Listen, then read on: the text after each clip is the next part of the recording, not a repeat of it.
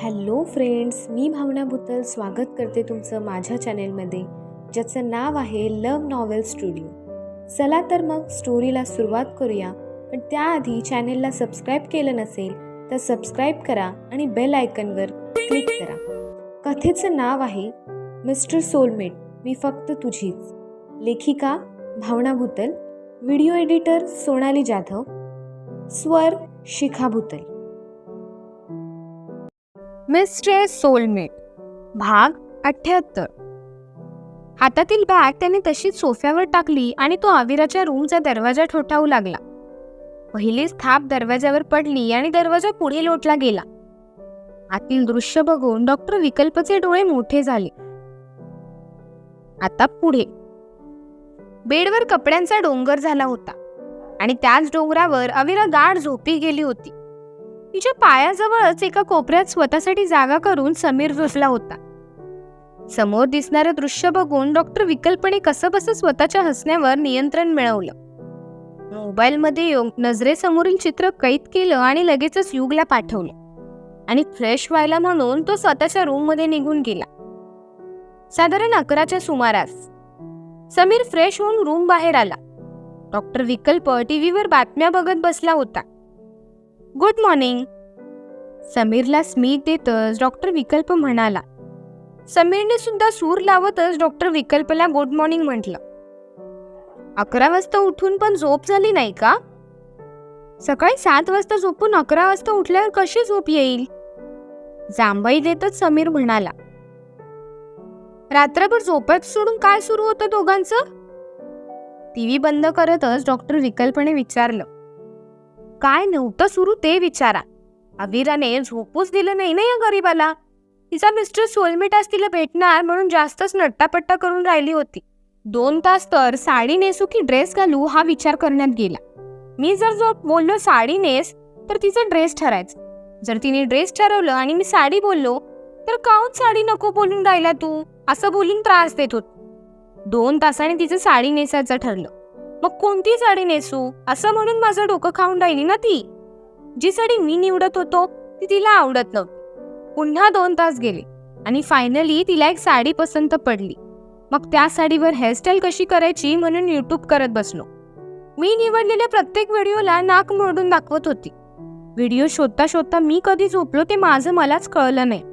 आता क्रिसचा फोन आला तेव्हा उठलोय मी. समीर पेंगतच डॉक्टर विकल्पजवळ अविराची तक्रार करत होता. भरपूर त्रास दिला ना तिने तुला? एवढा कोण त्रास देत रे? डॉक्टर विकल्पने जखमेवर मीठ चोळण्याचं काम केलं. समीर सोफ्यावर डोकं टेकून डोळे मिटून झोपला. तू असं अवघडून झोपण्यापेक्षा माझ्या रूम मध्ये जाऊन झोपू शकतोस, डॉक्टर विकल्पने म्हटलं. क्रिश येतोय. त्याने पहिल्यांदा बेल वाजवल्यावर मला दरवाजा उघडायचाय. एखाद दुसरी बेल जास्त झाली की पुन्हा तुम्ही रागवाल त्याच्यावर. येणारी जांभई अडवतच समीर डॉक्टर विकल्पला म्हणाला. नाही रागवत त्याच्यावर, तू जाऊन झोप, डॉक्टर विकल्पने असं म्हणतात समीर पळतच डॉक्टर विकल्पच्या बेडवर जाऊन आडवा पडला. अपुऱ्या झोपेने डोकं जड झालेलं त्याचं.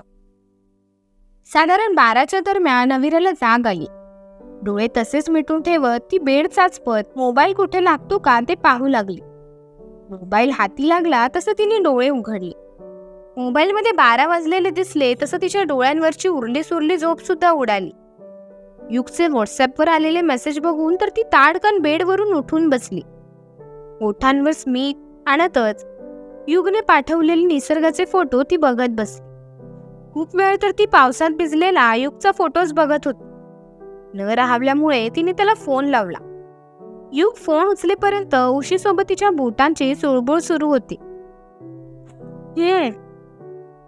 युगने फोन उचलून फक्त हुंकार दिला. असा का आवाज आला? बरं नाही वाटत आहे का तुम्हाला? अविराने काळजीतच विचारलं. झोपले लगोच ठाट. कोणाचा फोन आलाय हे न बघताच फोन उचलून कानाला लावले. युग म्हणाला. सॉरी. युगची झोपमोड झाली म्हणून अविरालाच कसा तरी वाटू लागला. तू का सॉरी बोलतेस आता? मी तुला थँक्स बोलणार आहे. निदान मला कॉल करून उठवलंच तरी, नाहीतर मी उठलोच नसतो, असंच झोपून राहिलो असतो. अंग ताणतच युग अविरासोबत बोलत होता. शरीरात शिरलेला उरला सुरला आळस सुद्धा तो उडवून लावत होता. ऐका ना, अविराने थोडं लाजतच म्हटलं. बोला ना मॅडम, तुमचं सगळंच ऐकतो मी. युगने असं म्हणताच अविरा लाजेने एकदम चुर्र झाली. फोटोमध्ये खूप क्यूट दिसताय तुम्ही. मला तर असं झालंय की मी कधी तुम्हाला भेटतेय. तुम्ही आता इथे आले तर नाही चालणार का? अविराच्या अशा बोलण्यावर युगला हसू आलं. तू रेडी होऊन बस, मी लगेचच तुला न्यायला येतो. युगने असं काही म्हणताच अविरा खूपच खुश झाली. मोबाईल कानापाशी तसाच धरत ती बेडवर उठून उभी राहिली. लगेच म्हणजे किती लगेच येणार? माझी तर अजून अंघोळ सुद्धा नाही झालीये. एकदम पण लगेच नाही ना येणार? बोटांची नखं दाताने कुरतडतच ती म्हणाली. निघताना तुला कॉल करतो ग स्वीटहार्ट. तयार होण्यासाठी तुझा स्वीट टाइम घे. तसंही तू आहेस तशीच मला आवडतेस. युगच्या अशा प्रेमभऱ्या बोलण्याने अविरा एकदम खुश झाली. युग आपल्याला न्यायला येतोय हे ऐकून ती पळतच बाथरूम मध्ये शिरली. जवळपास अर्ध्या तासात तिने स्वतःचं सगळं काही आवरलं. खरं तर रात्रीपर्यंत तिची साडी नेसायचं ठरलं होतं, पण युग कधी पण तिथे हजर राहील या भीतीने तिने पंजाबी ड्रेस घातला. लांब सडक केसांवरून तिने कंगवा फिरवला. केस मोकळेच आपल्यावर छान दिसतायत असं तिला स्वतःकडेच बघून वाटलं. कंगवा बाजूला फेकत डोळ्यांच्या कडेवरून तिने अलगद काजळ फिरवलं. आधीच गुलाबी असणाऱ्या ओठांवर तिने लिप बाम फासला. चमचम करणारी डायमंड टिकली तिने 2 भुवयांच्या मध्ये चिकटवली. आरशात बघून स्वतःलाच गोड स्मित दिलं, कारण तिला स्वतःलाच ती सुंदर भासू लागली होती. बेडवर अस्ताव्यस्त पडलेलं सामान तिने स्वतःच्या बॅगेत कसंबसं भरलं आणि बॅगेसकटच ती रूम बाहेर पडली. एका हाताने स्वतःची ओढणी सांभाळत होती तर एका हाताने बॅग ओढतच अविरा डॉक्टर विकल्प समोर जाऊ लागली. क्रिश आणि समीर सुद्धा तिच्याच समोर बसून होते. कुठे चालली आहेस तू? डॉक्टर विकल्पने विचारले. कलियुग न्यायला येत आहेत मला. डॉक्टर विकल्प समोर बसतच ती म्हणाली. आज तिच्या चेहऱ्यावर वेगळंच तेज आलं होतं जे तिघेही बघतच राहिले. तो तर रात्री येणार बोललेला ना? डॉक्टर विकल्पने भुवया वर ताणतच अविराला विचारले. बोलले तर होते, पण अविरा बोलता बोलता मध्येच थांबली. पण काय? तिघांनी एकत्रच विचारलं. काही नाही, अचानक प्लॅन बदलला. एवढं बोलून अविरा शांत बसून राहिली. मला तर वाटतंय हिनेच त्याला लवकर बोलवून घेतलं असणार. हो ना गावे? समीरने अविराची चोरी लगेचच पकडली. अविराने भोळे भाव चेहऱ्यावर आणतच हो म्हणून मान डोलवली. सासरी जायची जास्तच घाई झालीये. डॉक्टर विकल्पने असं म्हणताच अविरा लाजेने चुर्र झाली.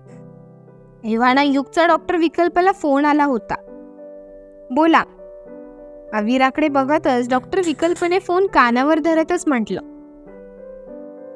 तुझ्या घरी यायला निघतोय मी. युग म्हणाला. तू का उगाच त्रास करून घेतोस? मीच तिला तुझ्या घरी घेऊन येतो ना. युगला त्रास देण्याच्या उद्देशाने खरं तर डॉक्टर विकल्प म्हणाला. तुम्ही लोक इथे माझ्या रूम मध्ये काय करताय? डॉक्टर विकल्पच्या प्रश्नाचं उत्तर न देता युग दुसऱ्याच कोणासोबत तरी बोलत होता. तुलाच भेटायला आलेलो. विक्रांतचा आवाज डॉक्टर विकल्पला ऐकू आला. युग कोण आहे तिथे? डॉक्टर विकल्पने विचारलं. माझा मोबाईल दे इथे. युगचा आवाज डॉक्टर विकल्पला आला तसे डॉक्टर विकल्प ताड करून बेडवरचा उठला. युग आर यू ओके? डॉक्टर विकल्प फोनवरून विचारत होता, पण युगचा फोन कट झाला होता. त्याने पुन्हा युगला फोन लावण्याचा प्रयत्न केला, पण युगचा फोन स्विच ऑफ येत होता. काय झालं? डॉक्टर विकल्पला अचानकपणे बेचैन झालेलं बघून अविरा सुद्धा घाबरून गेली. आपल्याला युगच्या घरी जावं लागतंय. मला थोडीशी गडबड वाटतेय तिथे. डॉक्टर विकल्प गडबडीतच स्वतःच्या घराबाहेर पडला. त्याच्या मागोमाग समीर, क्रिश आणि अविरा सुद्धा. पुढील भाग लवकरच पोस्ट होईल. या भागावर कमेंट करायला विसरू नका. धन्यवाद.